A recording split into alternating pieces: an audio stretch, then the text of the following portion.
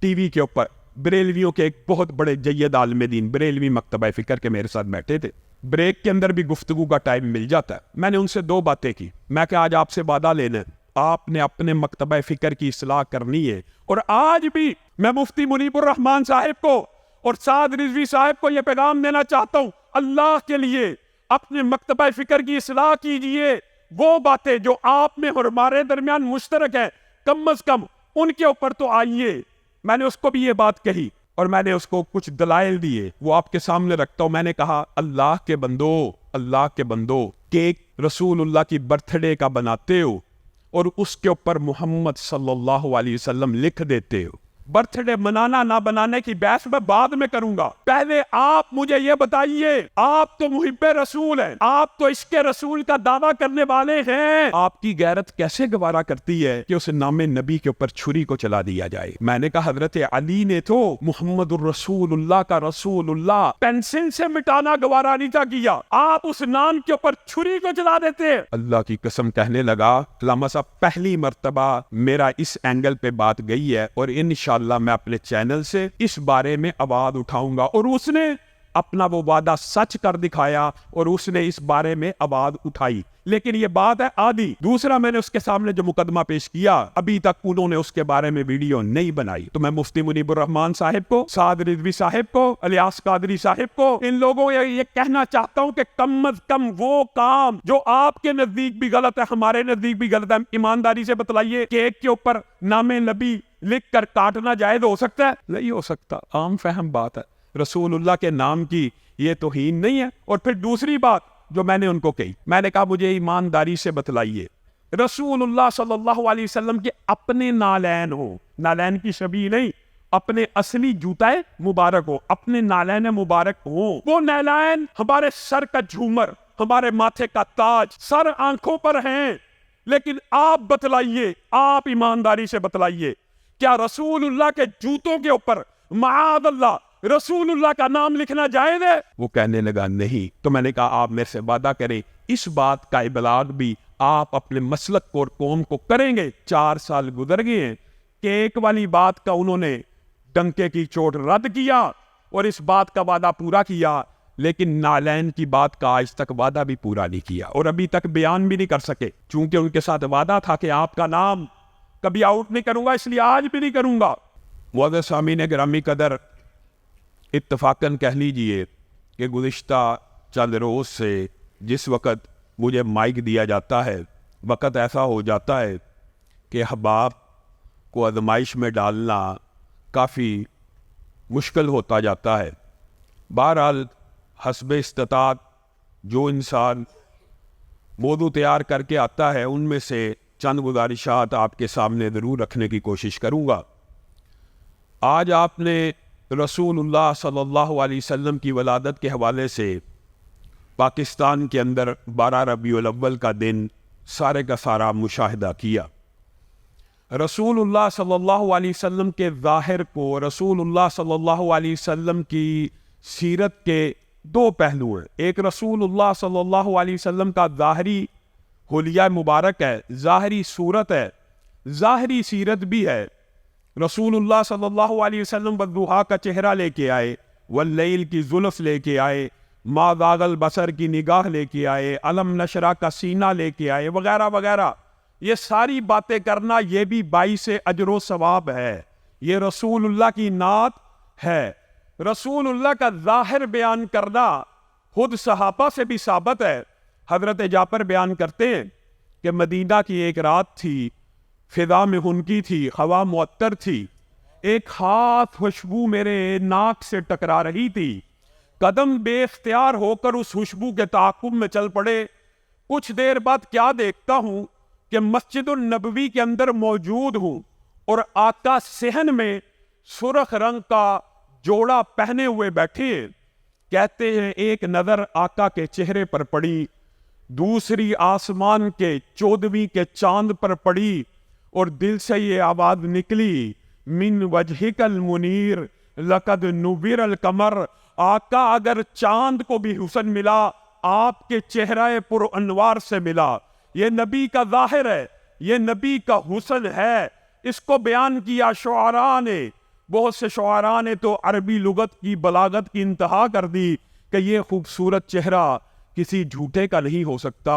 ام ایمن نے کہا وہ دمکتا ہوا چاند تھا کہ چمکتا ہوا سورج تھا، جب سے گیا ہے آنکھیں دیدار کو ترستی ہیں، حسن یوسف دم عیسیٰ یت بیضا داری۔ آپ نے حسن کے تذکرے سنے حضرت یوسف کے، کتنے خوبصورت تھے کہ عورتوں نے نظر اٹھائی، یوسف کے چہرے کے اوپر ٹک گئی، جم گئی اور ہاتھوں کے اوپر چھریوں کو چلا لیا۔ حدیث کے طلبہ بیٹھے ہیں، رسول اللہ کا حسن ایسا تھا کہ کسی آنکھ نے اٹھنے کی جب جسارت کی تو چہرے پہ ٹک بھی نہ سکی۔ تمازت ایسی ہے، شدت ایسی ہے کہ نظر جو ہی چہرے پہ پڑتی ہے جھک جھک جاتی ہے صرف چہرے کو دیکھ کے۔ علامہ شہید نے جنا حال میں آپ کو یہ واقعہ سنایا، یمامبا کا گورنر صرف چہرے کو دیکھ کر اسلام قبول کرتا ہے۔ یہ ساری باتیں دباچہ اس لیے باندھا کہ آج بر صغیر پاک و ہند میں بریلوی ہوں، دیوبندی ہوں، اہل حدیث ہوں، اہل سنت کے جتنے بھی مسالک ہیں، سب کے نزدیک رسول اللہ کا چہرہ سب سے خوبصورت ہے کہ نہیں؟ کائنات کے اندر رسول اللہ کا چہرہ سب سے خوبصورت ہے کہ نہیں؟ یا صاحب الجمال و یا سید البشر من وجهك المنیر لقد نور القمر لا يمکن الثناء کما کان حقه بعد از ہدا بزرگ۔ تو یہ قصہ مختصر، آقا سے خوبصورت کوئی آیا ہے نہ آئے گا۔ ایمان ہے، اہل حدیث کا بھی ہے، ہم نام کے اہل حدیث ہیں۔ حدیث آئے گی گردن جھک جائے گی، حدیث آئے گی اسی وقت قبول کریں گے۔ کائنات کا سب سے خوبصورت چہرہ، ایمانداری سے بتائیے گا، ایک جملہ کہہ کے اصل مدے کی طرف آؤں گا، سب سے خوبصورت چہرہ رسول اللہ کا ہے، ایمان ہے؟ لیکن صبح ہوتی ہے تو اہل حدیث کی بھی، دیوبندی کی بھی، بریلوی کی بھی ابتدا ہوتی ہے اسی سب سے خوبصورت چہرے کے اوپر مزین ہونے والی داڑھی کو ذبح کر کے گٹر میں بہا دیا جاتا ہے، اور ہم کہتے ہیں ہم اہل حدیث ہیں۔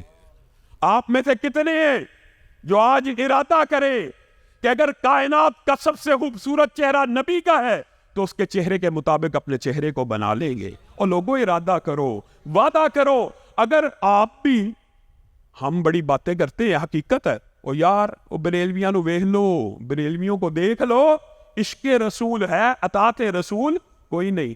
آپ میں ہے؟ آپ میں ہے اطاعت رسول؟ آپ کا حلیہ رسول اللہ جیسا ہے؟ آپ کی شلواریں ٹہنوں سے اوپر ہیں؟ آپ کے چہرے کے اوپر داڑھی سجی ہوئی ہے؟ یہ راز ظاہر ہے، اور ظاہر کے اوپر اتفاق، اور جہاں تک باطن ہے تو آج بغیر تعصب چند باتیں بریلویوں اور دیوبندیوں سے بھی کرنا چاہتا ہوں، بغیر تعصب، اللہ کی قسم کھا کے کہتا ہوں شرح صدر سے، باطنی طور کے اوپر بھی رسول اللہ کا جو مقام و مرتبہ ہے، تینوں مسالک اس بات کے اوپر متفق ہیں۔ جس طرح رسول اللہ کا ظاہر اعلیٰ ہے، اسی طرح رسول اللہ کا باطن اعلیٰ ہے۔ صرف قرآن کی ایک آیت، سبحان الذی اسریٰ بعبدہ لیلا من المسجد الحرام الی المسجد ایک آیت رسول اللہ کا باطن بیان نہیں کر رہی کہ جبریل امین آسمان سے آئے ہیں۔ رسول اللہ کہتے ہیں جبریل آپ کیوں آئے ہیں؟ اے اللہ کے رسول مسجد اقصیٰ کی طرف جانا ہے۔ رسول اللہ کو پکڑا، مسجد اقصیٰ لے گئے۔ رسول اللہ صلی اللہ علیہ وسلم نے وہاں پہ بڑے خوبصورت چہرے دیکھے، نورانی سرخ و سفید چہرے، ایسے خوبصورت چہرے رسول اللہ نے پہلے نہیں دیکھے تھے۔ کہا جبریل یہ کون لوگ آئے ہیں، اتنے خوبرو ہیں، اتنے نورانی ہیں؟ کہا آدم سے لے کر عیسیٰ تک جتنے پیغمبر فوت ہوئے یا عیسیٰ کو آسمان پہ اٹھایا گیا، آج معجزے کے طور پر آتی بات نہیں ہے، یا رسول اللہ صلی اللہ علیہ وسلم کے معجزات کا باب ہے، یہ نہیں کہ آتے جاتے ہیں، آج معجزے کے طور پر ان کو اتارا گیا ہے۔ کس کام کے لیے اتارا گیا ہے؟ یہ نماز کو ادا کرنے کے لیے آئے ہیں، مسجد اقصیٰ میں نماز کو ادا کرنے کے لیے آئے ہیں، تو یہ نماز ادا کیوں نہیں کر رہے؟ ان کو اپنے امام کا انتظار ہے۔ ان کا امام کون ہے؟ اس وقت جبریل امین نے رسول اللہ کے کاندھہ اقدس کے اوپر ہاتھ کو رکھا اور کم و بیش 1,24,000 انبیاء کے مسلح امامت پہ کھڑا کر دیا۔ وہ نبی جو رسولوں کا امام، جو پیغمبروں کا امام، لو بتا لکم موسیٰ، رسول اللہ صلی اللہ علیہ وسلم ہی نے فرما دیا یہ سارے کے سارے انبیاء نماز کس کے پیچھے پڑی؟ کس کے پیچھے پڑی؟ رسول اللہ کے پیچھے پڑی۔ اگر ہم آپ کو یہ بات کہے کہ آپ کا عقیدہ بھی یہی ہے، ہمارا عقیدہ بھی یہی ہے کہ یہ رسول اللہ کا باطنی مقام و مرتبہ سب سے اعلیٰ ہے، آپ اس بات کے اوپر تو اتفاق کرتے ہیں۔ اور رسول اللہ کی یہ حدیث بھی سن لیجیے، حضرت عمر ایک دن تورات لے کے رسول اللہ کے پاس آئے اور کہنے لگے اللہ کے رسول، اللہ کی باتیں ہیں، اللہ نے قصے بیان کیے ہیں، اللہ رب العزت نے یہ کہا ہے، وہ کہا ہے تورات میں سے۔ رسول اللہ کا چہرہ بدلتا جا رہا ہے، پیشانی کے اوپر سلوٹیں آتی جا رہی ہیں، غصے سے آپ کا چہرہ سرخ ہو گیا۔ حضرت ابو بکر نے کہا اے عمر تیری ماں تجھے گم پائے۔ رسول اللہ کے چہرے کی طرف نہیں دیکھتا، دیکھا ٹھٹک گئے۔ رسول اللہ صلی اللہ علیہ وسلم نے وہاں آپ کا اور میرا منہج بیان کیا، کیا؟ لو بدا لکم موسیٰ فاتبعتموہ وترکتمونی لظللتم عن سواء السبیل۔ اللہ کی قسم اگر موسیٰ بھی آ جائیں، تم تورات کی بات کرتے ہو عمر، اگر موسیٰ بھی آ جائیں اور تم کن کو کہہ رہے ہیں؟ صحابہ کو۔ کن کو کہہ رہے ہیں؟ تم سارے ان کی پیروی کرنا شروع کر دو اور مجھے چھوڑ دو تو تم سارے کے سارے گمراہ ہو جاؤ گے۔ اگر صحابہ کس کی پیروی کریں؟ موسیٰ کی، پیغمبر کی پیروی کریں اور رسول اللہ کی اتباع چھوڑ دیں تو سارے کے سارے گمراہ ہو جائے۔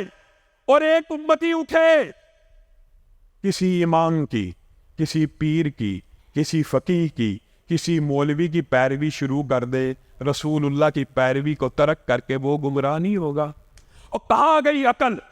کیسا کیسا عقل کے اوپر پردہ ڈل گیا۔ ایک حدیث ہے جو سند کے اعتبار سے کمزور ہے لیکن مفہوم کے اعتبار سے تمام محدثین نے اس کے مفہوم کو درست جانا۔ دیگر احادیث کی روشنی میں کئی مرتبہ ایک حدیث کی سند میں کچھ علت پائی جاتی ہے لیکن دیگر احادیث اس کا مفہوم درست بناتی ہے۔ صرف ایک حدیث رسول اللہ کے باطنی مقام و مرتبے کو بیان کر کے اپنی بات کو آگے بڑھاؤں گا۔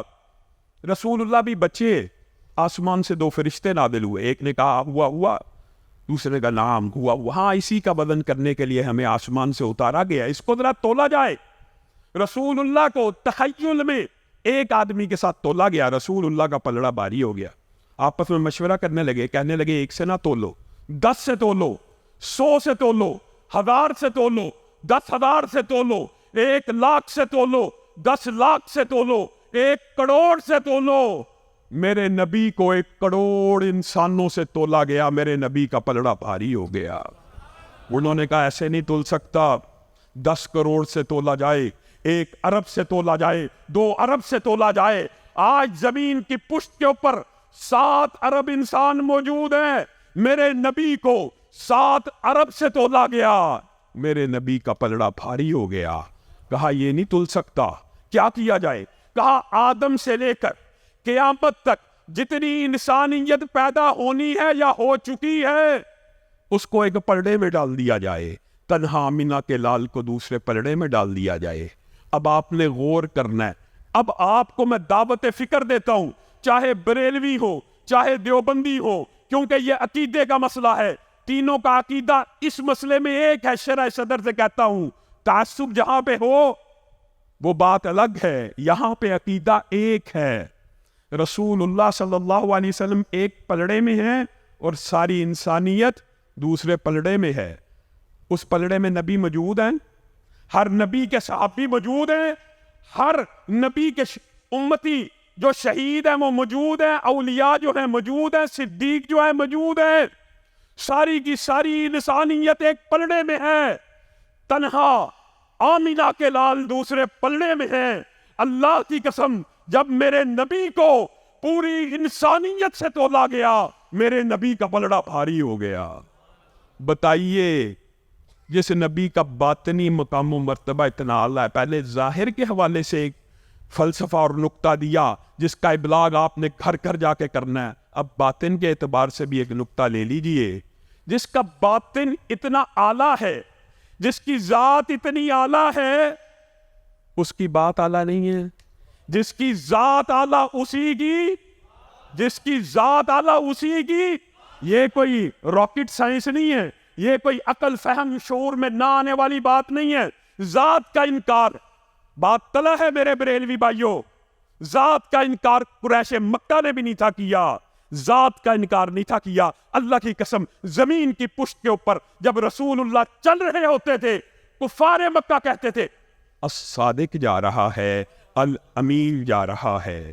انکار کس چیز کا تھا؟ انکار بات کا تھا، ذات کا انکار نہیں تھا. ذات کا انکار کفار مکہ نے نہیں کیا. انکار کس کا کیا؟ بات کا. اگر دیوبندیوں کو، بریلویوں کو، اہل حدیثوں کو یہ اجماعی عقیدہ سمجھ آ گیا کہ بعد از خدا بزرگ تو یہ قصہ مختصر، اللہ خالق ہے اور مخلوقات میں باقی ہر شے مخلوق ہے اور مخلوقات میں سب سے اعلیٰ رسول اللہ ہے، یہ عقیدہ تو اجماعی سمجھ آ گیا. تو یہ عقیدہ سمجھ نہ آیا کہ جس کی ذات اعلیٰ اس کی بات بھی اعلیٰ. یعنی ذات تو رسول اللہ کی اعلیٰ ہے لیکن بات میرے عالم کی اعلیٰ. ذات رسول اللہ کی اعلیٰ ہے. بریلوی بھی ذات رسول اللہ کی اعلیٰ سمجھتے ہیں، دیوبندی بھی ذات رسول اللہ کی اعلیٰ سمجھتے ہیں. تو عقل کے اوپر ٹھوکر کہاں لگتی ہے؟ اختلاف امت کہاں پیدا ہوتا ہے؟ آئیے اس عقیدے کو، رسول اللہ وہ واحد ذات ہیں. جس طرح قرآن امت میں مشترکات کے لیے ہے، قبلہ مشترکات کے لیے ہے، اسی طرح رسول اللہ کی ذات وہ ذات گرامی ہے جس کے اوپر امت کا اتفاق ہو سکتا ہے اور ہوگا، انشاءاللہ ہوگا. لیکن کس طرح ہوگا؟ کہ رسول اللہ کی ذات کے ساتھ ساتھ رسول اللہ کی بات کو بھی سب سے اعلیٰ مانا جائے. آج کا واقعہ پچھلے سال بھی ہوا تھا. میں چند باتیں دعوت فکر ہے بریلویوں کو، اہل سنت کے ایک بہت بڑے مجمع کو. آج حافظ آباد میں ایک اونٹ کی قربانی کی گئی، پچھلے سال بھی کی گئی تھی. آج 2 کیے گئے، پچھلے سال 1 کیا گیا. یہ کام بڑھتا چلا جائے گا.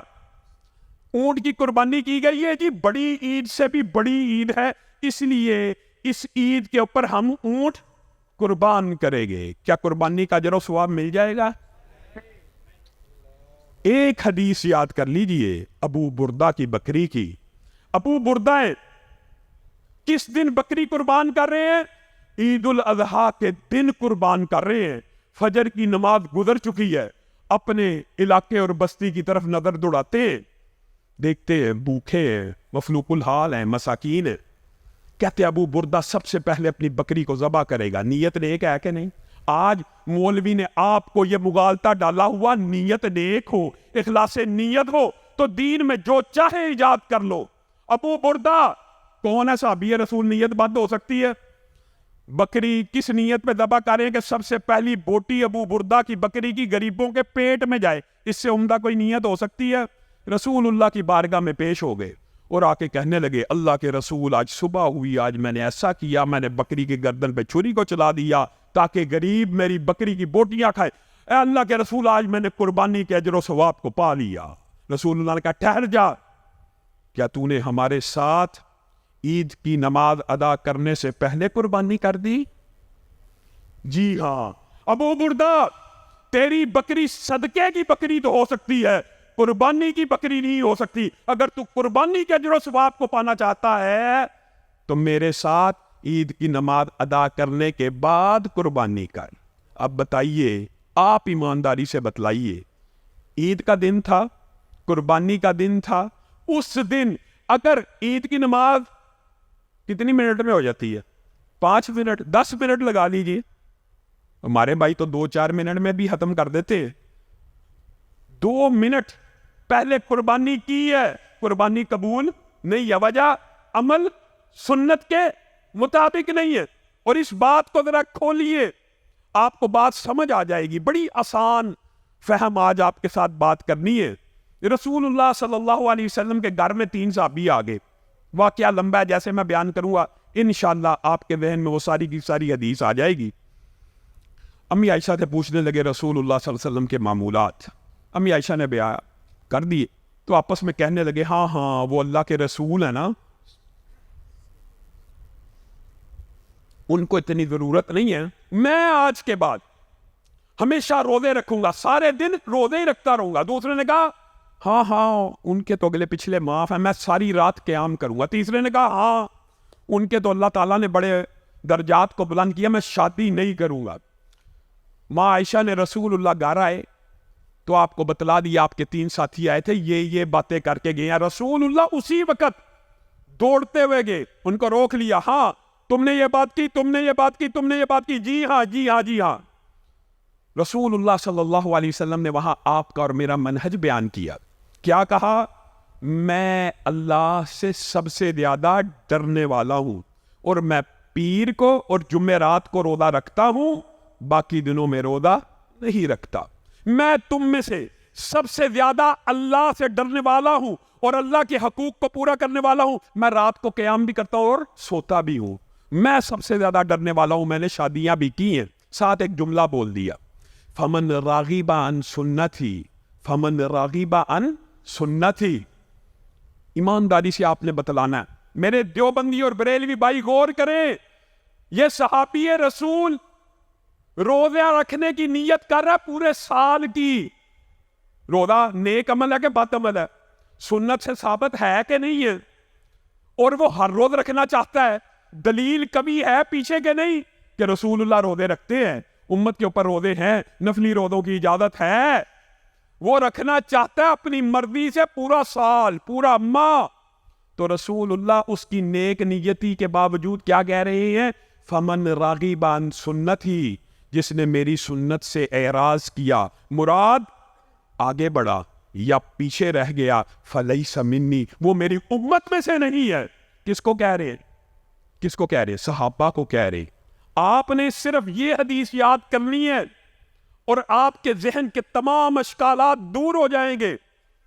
دوسری طرف رسول اللہ نے ایک صحابی کو کہا، آپ ایک ماہ میں 3 روزے رکھیں، 3 روزے رکھیں، آپ کو کتنا ثواب ملے گا؟ ایک ماہ کا 30 روزوں کا، 3 روزے رکھیں گے تو کتنا ثواب ملے گا؟ 30 روزوں کا۔ اگر آپ ہر ماہ صرف 3 روزے رکھتے ہیں تو گویا آپ نے پورے سال کے روزے رکھ لیے۔ اب آپ نے فیصلہ کرنا ہے، فیصلہ آپ کے ہاتھ میں ہے۔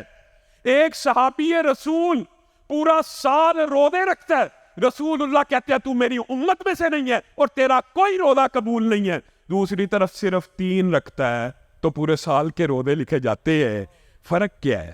فرق یہ ہے کہ عمل صالح صرف اس عمل کو کہتے ہیں جس کے اوپر سنت رسول اور مہر رسول لگ جائے، اور اس کی دلیل بے شمار ہے۔ ایک اور صحابی کا واقعہ بیان کر کے میں تیزی سے اپنی بات کو ختم کروں گا۔ خلاد بن رافع کا آپ نے یہ واقعہ بھی سنا ہوا ہے۔ آئے نماز پڑھی، سلام کیا، رسول اللہ کہہ رہے ہیں ارجع فصلی فإنک لم تصلی، لوٹ جائیے، آپ نے نماز نہیں پڑھی۔ آپ نے صحابی رسول نماز پڑھ رہا ہے اور رسول اللہ کیا کہہ رہے ہیں؟ آپ نے نماز کوئی نہیں پڑھی۔ نیت نیک تھی کہ بد تھی؟ اور خلوص نیت تھی کہ نہیں تھی؟ کہنے لگا اللہ کے رسول مجھے آتی ایسے ہے، مجھے سکھلا دیجیے۔ تو رسول اللہ صلی اللہ علیہ وسلم نے کہا اللہ کے بندے جب رکوع کرے تو کمر کو سیدھا ہونے دے۔ یہ کیا رکوع کرتا ساتھ ہی کھڑا ہو جاتا ہے؟ جب کھڑا ہو تو سیدھی کر لیا کر کمر، یہ کیا کھڑا نہیں ہوتا سجدہ کر دیتا ہے؟ اعتدال کی سنت مس ہے، رسول اللہ کی سنت ہے اعتدال، کہ جس عمل کو کیا اس کے اندر اطمینان اور اعتدال ہوا، مکمل ہوا، پھر اگلا رکن اپنایا۔ اب مجھے آپ نے بتانا ہے، رسول اللہ صلی اللہ علیہ وسلم خلاد بن رافع کو بار بار کہہ رہے ہیں تیری نماز کوئی نہیں، اور بخاری شریف اٹھائیے، حضرت حذیفہ، یہ میرا نہیں، ایک مولوی کا فتویٰ نہیں ہے، ایک صحابی رسول کا فتویٰ ہے، انہوں نے بعین ایسی ہی نماز ایک تابعی کو، اور ہو سکتا ہے وہ بھی صحابی ہو، بہرحال غالب گمانی ایک تابعی کو ایسی نماز پڑھتے ہوئے دیکھا۔ اور حذیفہ کہتے ہیں، مولوی نہیں کہہ رہا، یہ آپ کیسے نماز پڑھتے؟ آپ نے نماز نہیں پڑھی، آپ نماز دوبارہ پڑھیں۔ ان کے ساتھ بار بار وہ عمل کیا اور پھر پوچھا منذ کم تصلی ہکذا، کہتا ہے 40 سال ہو گئے ہیں میں نے ایسی ہی نماز پڑھی ہے اور مجھے آتی ہی ایسی ہے۔ اذن ما صلیت الآن، حضرت حذیفہ کا فتویٰ میرا نہیں۔ تو پھر یاد رکھ تو نے 40 سال سے ایک نماز بھی نہیں پڑھی ہے، ایک نماز بھی نہیں پڑھی ہے۔ وجہ ایک سنت مس ہے، ایک سنت مس ہے اعتدال کی، تو نے ایک نماز بھی نہیں پڑھی ہے. اگر نماز سنت کے مطابق نہ ہو تو صحابی رسول کا خود رسول اللہ کا فتویٰ ہے ارجع فصلی فإنک لم تصلی. تو نے نماز نہیں پڑھی. 40 سال کی نمازیں بھی اگر سنت کے مطابق نہ ہو تو قابل قبول نہیں ہے. کس کی؟ تابعی کی. حلوسے نیت ہے کہ نہیں ہے؟ تابعی کی نہیں. اور دوسری طرف حدیث کی تمام کتب میں یہ حدیث موجود ہے. ایک بندہ اٹھے, ایک طرف 40 سال کی نمازیں آپ نے غور کرنا ہے, اور دوسری طرف ایک بندہ اٹھے. آج آپ میں سے کوئی اٹھے اور وضو کرے ویسے جیسے رسول اللہ نے کیا, اور 2 رکعتیں پڑھے کیسے جیسے رسول اللہ نے پڑھی ہیں. حدیث کیا ہے؟ وہ ایسے ہو گیا, وہ ایسے ہو گیا گویا آج ہی ماں کے پیٹ سے پیدا ہوا. صرف 2 رکعتیں رسول اللہ کے مطابق پڑھی ہو تو سارے پچھلے گناہ معاف ہے. اور 40 سال بھی غیر مسنون عمل کیا ہو, ایک بھی قابل قبول نہیں. اے میرے بریلوی بھائیوں, اے میرے دیوبندی بھائیوں, عقل پہ کیسا پردہ ہے. میں آپ کو تان و تشریح قطعاً نہیں کرنا چاہتا, لیکن آپ کے سامنے ایک واقعہ ضرور رکھنا چاہتا ہوں. 3-4 سال قبل ٹی وی کے اوپر بریلویوں کے ایک بہت بڑے جید عالم دین بریلوی مکتبہ فکر کے میرے ساتھ بیٹھے تھے.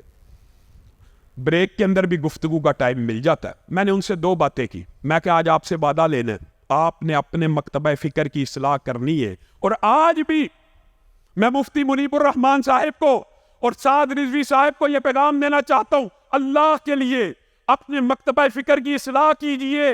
وہ باتیں جو آپ میں اور ہمارے درمیان مشترک ہیں, کم از کم ان کے اوپر تو آئیے. میں نے اس کو بھی یہ بات کہی اور میں نے اس کو کچھ دلائل دیے, وہ آپ کے سامنے رکھتا ہوں. میں نے کہا اللہ کے بندو کیک رسول اللہ کی برتھ ڈے کا بناتے ہو اور اس کے اوپر محمد صلی اللہ علیہ وسلم لکھ دیتے ہو.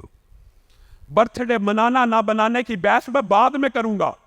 پہلے آپ مجھے یہ بتائیے, آپ تو محب رسول ہیں, آپ تو عشق رسول کا دعویٰ کرنے والے ہیں, آپ کی غیرت کیسے گوارا کرتی ہے کہ اس نام نبی کے اوپر چھری کو چلا دیا جائے؟ میں نے کہا حضرت علی نے تو محمد الرسول اللہ کا رسول اللہ پینسل سے مٹانا گوارا نہیں تھا کیا, آپ اس نام کے اوپر چھری کو چلا دیتے. اللہ کی قسم کہنے لگا, علامہ صاحب پہلی مرتبہ میرا اس اینگل پہ بات گئی ہے, اور انشاءاللہ میں اپنے چینل سے اس بارے میں آواز اٹھاؤں گا. اور اس نے اپنا وہ وعدہ سچ کر دکھایا اور اس نے اس بارے میں آواز اٹھائی, لیکن یہ بات ہے آدھی. دوسرا, میں نے اس کے سامنے جو مقدمہ پیش کیا, ابھی تک انہوں نے اس کے بارے میں ویڈیو نہیں بنائی. تو میں مفتی منیب الرحمان صاحب کو, سعد رضوی صاحب کو, الیاس قادری صاحب کو, ان لوگوں کو یہ کہنا چاہتا ہوں کہ کم از کم وہ کام جو آپ کے نزدیک بھی غلط ہے, ہمارے نزدیک بھی غلط ہے, ایمانداری سے بتلائیے کیک کے اوپر نام نبی لکھ کر کاٹنا جائز ہو سکتا ہے؟ نہیں ہو سکتا. عام فہم بات ہے. رسول اللہ کے نام کی یہ توہین نہیں ہے. اور پھر دوسری بات جو میں نے ان کو کہی, میں نے کہا مجھے ایمانداری سے بتلائیے, رسول اللہ صلی اللہ علیہ وسلم کے اپنے نالین ہو, نالین کی شبیہ نہیں, اپنے اصلی جوتا مبارک ہو, اپنے نالین مبارک ہو. وہ نالین ہمارے سر کا جھومر, ہمارے ماتھے کا تاج, سر آنکھوں پر ہیں, لیکن آپ بتلائیے, آپ ایمانداری سے بتلائیے, کیا رسول اللہ کے جوتوں کے اوپر معاذ اللہ رسول اللہ کا نام لکھنا جائز ہے؟ وہ کہنے لگا نہیں. تو میں نے کہا آپ میرے سے وعدہ کریں, اس بات کا ابلاغ بھی آپ اپنے مسلک کو اور قوم کو کریں گے. 4 سال گزر گئے ہیں, کیک والی بات کا انہوں نے ڈنکے کی چوٹ رد کیا اور اس بات کا وعدہ پورا کیا, لیکن نالین کی بات کا آج تک وعدہ بھی پورا نہیں کیا اور ابھی تک بیان بھی نہیں کر سکے.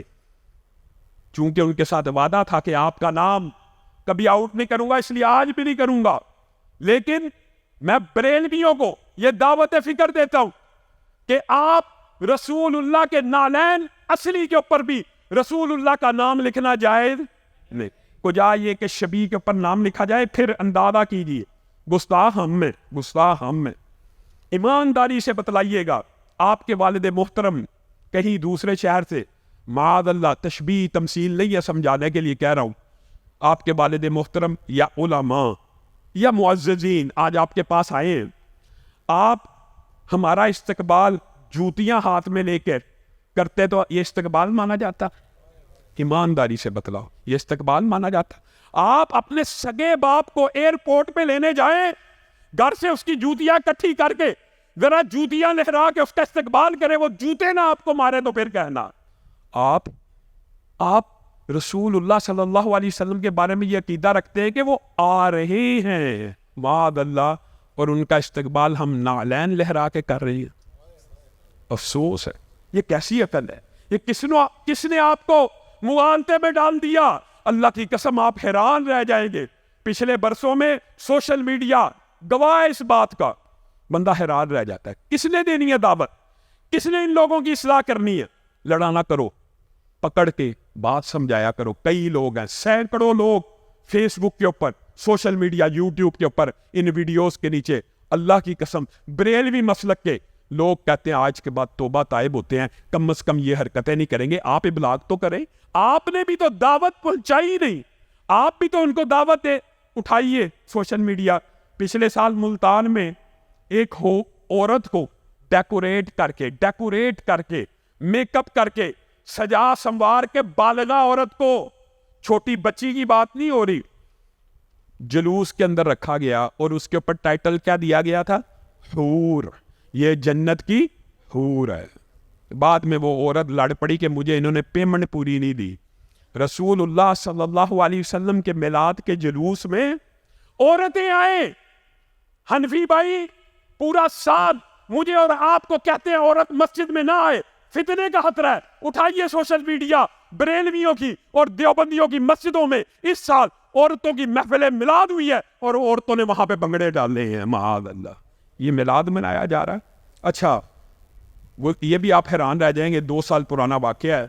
میں نے اس حوالے سے کہا کہ آئیے میلاد ویسے منائیں جیسے رسول اللہ صلی اللہ علیہ وسلم نے منایا. کہنے لگے آپ کو ہمارے میلاد کے اوپر کیا اعتراض ہے؟ میں نے کہا یہ ناچ گانے بھنگڑے ڈھول. کہتا ہے ڈھول تو ثابت ہے, آپ وہ ویڈیو بھی سوشل میڈیا پہ سیالوی صاحب کے اٹھا کے دیکھ لیجئے. یہ ڈھول بجانا سنت سے ثابت ہے, کیا دلیل ہے؟ میں نے خواب دیکھا کہ رسول اللہ ڈھول بجا رہے ہیں, میڈیا پہ موجود ہے, یہ دلیل ہے. اور دوسرا ایک, اب اس بندے کا بندہ کیا نام لے, اس نے اس سے بھی بڑی جسارت کر دی. اس نے کہا یہ وہابی مولوی, میری طرف اشارہ کرتے ہوئے, یہ ہمارے مولویوں کے اوپر طبلے اور سرنگی کے اوپر اعتراض کر رہا ہے.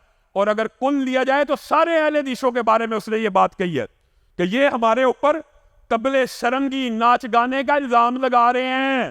یہ سارے مولوی قرآن سنا کر, قرآن پڑھا کے امت کو جہنم میں لے جائیں گے, اور ہمارے باپے سرنگیاں بجا کر امت کو جنت میں لے جائیں گے. آن دی ریکارڈ موجود ہے, سرنگیاں بجا کر, اور سرنگی کی آواز اپنے منہ سے نکالتا ہے لا الہ الا اللہ کی طرز کے اوپر کہ بابا جی سرنگی بجاتے رہے اور امت کو جنت میں لے جاتے رہے. یہ مولوی آیتیں سنا کر امت کو جہنم میں لے کے جا رہے ہیں. عقل کے اوپر کیسا پردہ ہے؟ رسول اللہ موسیقی کے آلات توڑنے کے لیے آئے ہیں کہ بجانے کے لیے آئے ہیں؟ اور بریلوی بھائیو, اللہ کی قسم آپ کے اندر بھی یہ عقیدہ موجود ہے کہ موسیقی حرام ہے. احمد رضا خان نے لکھا حرام ہے. آپ اس حرام کام کو اگر کہتے ہو کہ اہل حدیث آپ کے ساتھ صبح جلوس میں نکلے اور وہاں پہ ڈھول بجے, وہاں پہ رقص ہو, وہاں پہ محفل سرور ہو, اٹھائیے آج کا سوشل میڈیا, لڑکوں نے ناچ گانوں کے اوپر بھنگڑے ڈالے ہیں میلاد کے دن. نہیں ڈالے, گستاخ پھر بھی ہم ہیں, ظالم پھر بھی ہم ہیں, متشدد پھر بھی ہم ہیں. وہ کیا تشدد ہے؟ آپ کو دعوت دے رہے ہیں کس چیز کی؟ آئیے اہل حدیثوں کے ساتھ مل کے میلاد منائیے. کیسے؟ جیسے رسول اللہ صلی اللہ علیہ وسلم نے منایا. کیسے منایا یہ نقطہ بھی سمجھ لیجئے, اور اسی پر اپنی بات کو ختم کروں گا. رسول اللہ صلی اللہ علیہ وسلم نے فرمایا کہ میں پیر کے دن پیدا ہوا, اور قرآن پاک بھی پیر کے دن ہی نازل ہوا. گویا باسط بھی اور ولادت بھی, باسط بھی اور ولادت بھی, دونوں چیزیں, دونوں نعمت والی چیزیں. میں پیر کے دن پیدا ہوا اور میں پیر کا روزہ رکھتا ہوں. میں پیر کا میں پیر کے دن پیدا ہوا اور میں پیر کا صرف ایک حدیث سارے باطل استدلال کو گرانے کے لیے. عید الفطر پہ رسول اللہ نے دن بتایا کہ تاریخ بتائی ہے؟ تاریخ بتائی ہے. عید الاضحیٰ پہ رسول اللہ نے دن بتایا کہ تاریخ بتائی ہے؟ اپنی پیدائش کے دن تاریخ بتائی ہے کہ دن بتایا ہے؟ کتنی عام فہم بات. عید الفطر پہ تاریخ بتائی، جہاں پہ تاریخ بتلانا مقصود تھی دین میں تاریخ بتائی. رسول اللہ دین پورا پہنچا کے گئے ہیں، رسول اللہ نے دین میں کوئی چیز نہیں چھپائی. یہ بھی آپ کا اور ہمارا متفقہ عقیدہ ہے. دین پورا آیا کہ نہیں؟ اگر کوئی آج کا مولوی یہ سمجھتا ہے کہ نہیں اتنی تھوڑی سی بات رہ گئی تھی، رسول اللہ کی آنکھ سے اوجل ہو گئی تھی، میرے مولوی کو الہام آیا، میرے مولوی کو پتہ چل گیا ہے، اب وہ دین کے اندر یہ بات تو ایجاد کر لے گا، بڑا نیکی کا کام ہے، حسن نیت سے ہے. گویا وہ رسول اللہ کے اوپر الزام لگاتا ہے کہ رسول اللہ کو یہ نیکی کا کام پتہ نہیں تھا، یا رسول اللہ کی نیت نیک نہیں تھی. رسول اللہ نے تو 1,24,000 صحابہ کے سامنے میرا اور آپ کا منہج رکھا تھا. کیا میں نے دین پورا پہنچایا؟ صحابہ نے کہا پورا پہنچایا. کیا میں نے دین پورا پہنچایا؟ ایک دفعہ بھی نہیں کہا، 3 دفعہ کہا، تاکہ قیامت تک کے لیے دلیل ہو جائے. دین پورا رسول اللہ نے پہنچا دیا کہ نہیں پہنچایا؟ اس دین میں پیر کے دن روزہ ہے، اور جس دن روزہ ہو اس دن عید، جس دن روزہ ہو اس دن عید نہیں ہو سکتی، اور جس دن عید ہو اس دن روزہ نہیں ہو سکتا. آئیے، جس کو رسول اللہ کی ولادت منانے کا شوق ہے تو اسلام میں برتھ ڈے سالگرہ نہیں ہے، ہفتہ روزہ موجود ہے، ہفتہ روزہ موجود ہے. آئے وہ رسول اللہ سے محبت کرتے ہوئے ہر پیر کا روزہ رکھے. اللہ کی قسم، پاکستان کا کیا پوری دنیا کا کوئی اہل حدیث اس بات کے اوپر اعتراض نہیں کر سکتا. چند باتیں جمعیت اہل حدیث پاکستان کے حوالے سے بھی کرنا چاہتا ہوں. علامہ طارق محمود یزدانی صاحب، برادر ذاکر الرحمان صدیقی صاحب کی، برادر نعیم بھائی کی گفتگو آپ نے جمعیت کے حوالے سے مفصل سن لی ہے. بس آپ کے سامنے یہ چند گزارشات رکھنی ہے کہ میں نے اور آپ نے جمعیت اہل حدیث کو کس طرح مضبوط کرنا ہے، کس طرح افرادی قوت مہیا کرنی ہے، کیوں کر جمعیت اہل حدیث پاکستان کا ساتھ دینا ہے. سب سے پہلی بات کہ یہ جمعیت اہل حدیث وہی جمعیت اہل حدیث ہے کہ جس کے بانی علامہ احسان اللہ ظہیر شہید تھے. یہ اس شہید کی جماعت ہے. اس جماعت کی بنیاد کے اندر وہ بانی تھے، اور پھر اس جماعت کو انہوں نے اپنے خون سے سینچا، اپنا خون دے دیا. آپ لوگوں نے احتساب کرنا، آپ لوگوں کی یہ ذمہ داری ہے کہ آپ اس 40 سالہ آمریت کا احتساب آپ کریں. ہمارے کرنے کے کام نہیں ہے، یہ آپ لوگوں کے کرنے کے کام ہیں کہ 40 سال سے مسلک اہل حدیث کو نیند کی گولیاں اور غفلت کی نیند سلانے والے جو عناصر ہیں ان کے خلاف اگر طارق یزدانی آواز بلند کرے، مولانا منظور آواز بلند کرے، ذاکر الرحمان صدیقی کرے، علامہ شہید کا بیٹا کرے، تو دنیا بھر کے تانے، دنیا بھر کے الزامات، دنیا بھر کے بہتان اس پہ لگا دیے جائیں. آئیے دلائل کی دنیا میں اس بات کو ثابت کیجئے. علامہ احسان اللہ ظہیر شہید جب دنیا سے چلے گئے تھے، ان کی جماعت کا کیا نام تھا؟ جمعیت اہل حدیث پاکستان تھا. علامہ صاحب چلے گئے، جمعیت اہل حدیث کیوں نہیں چلتی رہی؟ جمعیت اہل حدیث میں جو باقی رہ جانے والے لوگ تھے وہ کہاں چلے گئے؟ ایمانداری سے بتلائیے. وہ مرکزی جمعیت میں چلے گئے، اور مرکزی جمعیت اہل حدیث ان کے جو علماء ہیں دنیا میں نہیں ہے. اللہ تعالیٰ انہیں غریق رحمت کرے.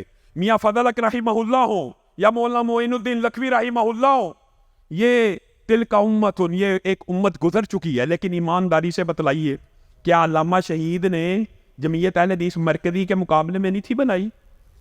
یہ کوئی راکٹ سائنس نہیں ہے، یہ کوئی اچنبے کی بات نہیں ہے. آج کہتے ہیں میاں فضل حق رحمہ اللہ کے بارے میں بات کرتے ہیں، ہم نے تو کوئی بات نہیں کی. ہم تو صرف یہ بات کہتے ہیں کہ علامہ شہید نے مرکزی جمعیت کے ہتھ کنڈوں سے تنگ آ کر جمعیت اہل حدیث پاکستان کی بنیاد رکھی تھی. علامہ شہید پہ آپ کو پتہ ہے ان کی زندگی میں کتنے مقدمے ہوئے؟ 90 مقدمے ہوئے. کنہوں نے کرائے تھے؟ کنہوں نے کرائے تھے؟ مرکزی جمعیت نے کرائے تھے. آج بھی اگر علامہ شہید کی جمعیت کو بحال کیا گیا ہے تو ہمارے رستے میں رکاوٹیں ڈالنے والے کون ہیں؟ مرکزی جمعیت. اس کے علاوہ کوئی رکاوٹ ڈال رہا ہے؟ جوید گرایا کو اندر کر دو، ذاکر کے خلاف پرچہ کرا دو، ان کے جلسوں کو روک دو، ان کو ٹوکا جائے، ان کو روکا جائے. کس لیے؟ ہم نے تمہاری بحث کھول لیا. ہم نے کیا کر لیا؟ جمعیت اہل حدیث پاکستان کو بحال ہی کیا نا. جمعیت اہل حدیث پاکستان علامہ شہید کی جماعت تھی، اپنا خون دے کے گئے، حق تو تمہارا تھا. مجھے بتائیے، میری عمر تو 8 سال تھی، علامہ شہید کے قتل کا مقدمہ کس نے لڑنا تھا؟ کس نے لڑنا تھا بتائیے؟ علامہ شہید کے قاتل کہاں ہیں؟ کیا میں آج یہ سوال نہیں کر سکتا کہ علامہ شہید کے قاتل کہاں ہیں؟ کس نے ان کا مقدمہ لڑنا تھا؟ میں نے ایک انٹرویو میں کہا کہ مرکزی کا ایک ملازم پرچہ کا مدعی بن جاتا ہے. اس کے جواب میں ایک انٹرویو ریکارڈ کروایا ہے اور اس میں پوچھا گیا پرچے کا مدعی کون ہے؟ کہا ہاں وہی ہے یعقوب انصاری. یہ جواب ہے. علامہ شہید کے وارثوں میں سے اس پورے کے پورے کیس میں کوئی مدعی کیوں نہیں؟ جی بننا تو چاہیے تھا. جواب دے رہے ہیں، میرے انٹرویو کا جواب دے رہے ہیں، جی بننا تو چاہیے تھا. میں نے اگر یہ سوال اٹھایا ہے کہ یہ ایک ایسا شہید ہے جس کے قتل کی FIR تو کٹتی ہے ان نون بندے کی طرف سے جو جماعت کا ایک چوکیدار اور ملازم ہے، اور اگر اس کے ورثاء چاہتے ہیں کہ مدعی ہم بنیں تو ان کو مدعی بننے نہیں دیا جاتا. وجہ کیا ہے؟ آپ ایمانداری سے بتلائیے گا. آپ میں سے بعض بزرگ ایسے ہوں گے جو علامہ شہید کے دور میں موجود تھے. کیا یہ نعرہ ہشام الہی ظہیر نے یا طارق یزدانی نے یا ذاکر نے لگایا تھا؟ اس ملک کے 3 حبیث ضیاء جنیجو، نواز شریف قاتل قاتل، نواز شریف قاتل. میں نے کہا تھا؟ آپ نے کہا تھا، میں نے نہیں تھا کہا. آپ نے FIR سے ان کا نام نکلوایا، ہم نے نہیں نکلوایا.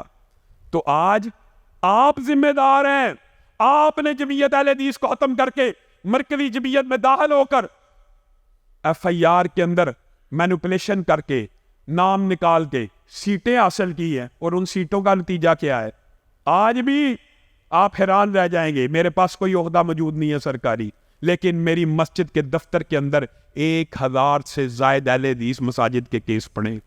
کوئی اس لیے بند ہے یہاں پہ اذان نہیں ہو سکتی، کوئی اس لیے بند ہے یہاں جمعہ نہیں ہو سکتا، کوئی اس لیے بند ہے یہاں باجماعت نماز نہیں ہو سکتی.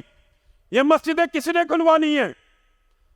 جماعتوں کا مقصد، مذہبی جماعتوں کا مقصد یہ ہوتا ہے کہ اپنے قوم کے حقوق کا تحفظ کیا جائے. آپ ایمانداری سے بتلائیے، آپ میں سے کسی کے اوپر جعلی مقدمہ ہو جائے تو آپ کو چھڑوانے والا کون ہے؟ کوئی نہیں ہے. اگر کسی عالم دین پہ ہو جائے تو چھڑوانے والا کون ہے؟ کوئی نہیں ہے. اگر مسجد اہل حدیثوں کی بند ہو جائے، مدرسے بند ہو جائے تو کس نے کھلوانے ہیں؟ اس کاز کے لیے، اہل حدیث مسالک کی مسجدیں کھلوانے کے لیے، علماء کے تحفظ کے لیے، دفاع مساجد اور دفاع شعائر اللہ کے لیے آپ سب ساتھی جمعیت اہل حدیث پاکستان کا ساتھ دینے کے لیے تیار ہیں، ختم نبوت کے لیے ساتھ دینے کے لیے تیار ہے. پھر ٹوٹ گریں گی زنجیریں اور زندانوں کی خیر نہیں. یہ دریا جھوم کے اٹھے ہیں، تنکوں سے نہ ٹالے جائیں گے. وآخر دعوانا ان الحمدللہ رب العالمین.